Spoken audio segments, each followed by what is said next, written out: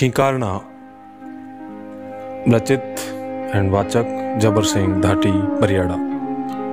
आजकल खींकारना का कल्चर लगभग खत्म हो चुका है। एक समय में राजस्थान में विशेषकर मांड, धार, थार और मारवाड़ के सेक्टर में ये रीति अपने आप में दम भरते नहीं थकती थी। नियम यह था कि भाई चाहे बड़ा हो या छोटा, वो बहन के पांव नहीं छुएगा, शीश पर हाथ घुमाएगा या फिर शीश पर हाथ रखेगा। आज से 15 साल पहले गांव में कोई भी सवासनी सासरे से पीहर आती थी तो सुनने को मिल ही जाता था कि आज फलाने री दीकरी आई है, माथे माथे हाथ फेरे आऊं या फिर वे न बोलाए आऊं। सासरे से आने वाली सवासनी को भी इंतजार रहता था, उसके फलाने फलाने काकोसा अभी तक उसको खींकारने के लिए नहीं आए हैं। उस एक खींकारने शब्द के पीछे कितने सारे समाचारों का आदान प्रदान होता था। सवासनी अपने से लेकर अपने सासरे तक के पहले समाचार देती, फिर सास ससुर, जेठ जेठानी, ननद नंदोई, देवर देवरानी, बुआ सास, काके सास, बड़े बाबू के समाचार देती। उसके बाद पूरे कुड़बे के समाचार देती। बदले में जो भी फलाना काका जाते थे वो अपने घर के समाचार देकर आते। फिर उस सुहासिनी द्वारा लाई गई संभाल ढिगली के रूप में चेतुनी करके घरों घर दी जाती थी। मगध, सातू, बेसन कुछ भी हो सकता था, अधिकतर तो संभाल में मगध ही आता था। फिर उसके बाद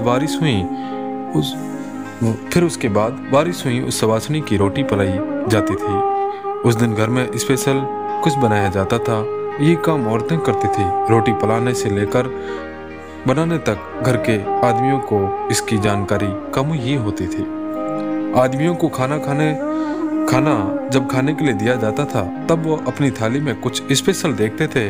तब उनके द्वारा पूछे जाने पर कहते थे कि आज फलानी सवासनी री रोटी पलाई थी। एक दो महीने पियर में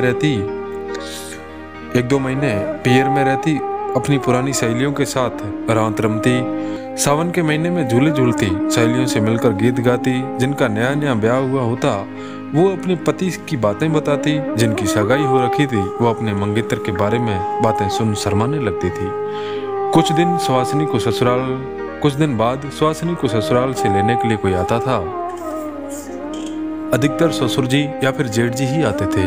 फिर रात को जब सुहासिनी जी के ससुर जी या फिर जेठ जी घर पर खाना जिमने के लिए आते थे तब सुहासिनी की माँ, काकी साहब, भाभू और भाभी द्वारा मिलकर फोटाने गाए जाते थे।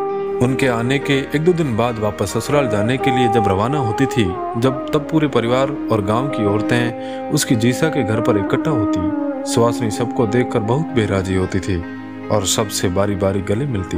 वो सबसे ज्यादा अपनी माँ और भाभी के गले मिलकर रोती थी।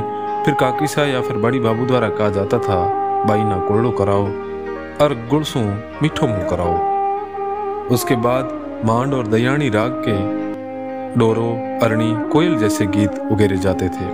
घर के बाड़े से बाहर निकलते समय वो अपने जीसा, बाबूसा और काकोसा से गले मिलती। उसके बाद दीकरी सभी से विदा लेकर अपने ससुराल चली जाती थी। अब तो सुहासिनियां कब आती है और कब जाती है कोई पता नहीं लगता, और ना ही कोई खींकारने जाता है। पिछले 1 दशक से तो संभाल भी नहीं आते और ना ही कोई अब बेटियों की रोटी पलाता है। संपन्नता और अधिक सुख सुविधाएं हमारा सब कुछ अपने संग ले गई और हम आबाद होने के ढोंग में, किसी से कोई मतलब नहीं रखने के प्रपंच में अपना सब कुछ जलाते जा रहे हैं। इति श्री, धन्यवाद।